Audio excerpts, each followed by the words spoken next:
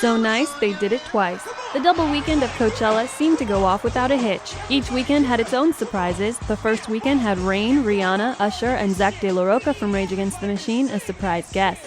Many bands adjusted their playlists for Weekend 2, including the Black Keys, who brought out John Fogerty to sing a tribute to the late Levon Helm.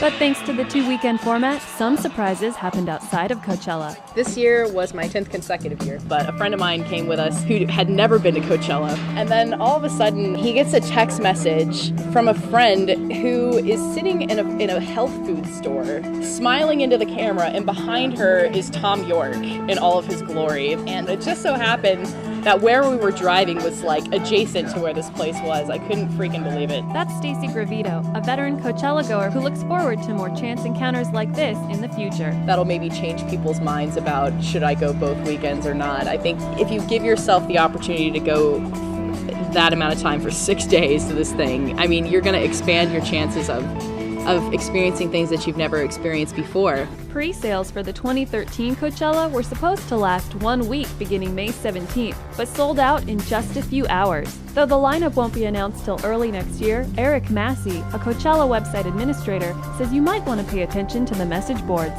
Usually when you got fans requesting certain bands or stating, hey, you should look at this band's tour schedule, for next year, a lot of it's come true in the past. Tone of voice really takes into account what people are posting on their board. They actually take the Coachella board really serious.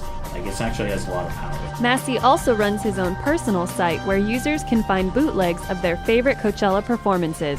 I basically like to joke that I moonlight as a Coachella recordings programmer at night. But it's all just because I love the festival, I love Coachella, I love bootlegs, live recordings, and I love being able to share that info with other Coachella fans. For people who weren't there, it's just a great way to be able to relive, be able to look up set lists, look up old photos, and then for the years you did go, you can write reviews, you can get recordings from the bands you saw and you want to relive those. Generally, most people who have been, especially people who have been to multiple Coachellas, they immediately start thinking of the next Coachella. Until then, if you want to relive your Coachella experience or get a taste of what you missed, visit CoachellaRecordings.com. For Leo FM, this is Lynette Marshall.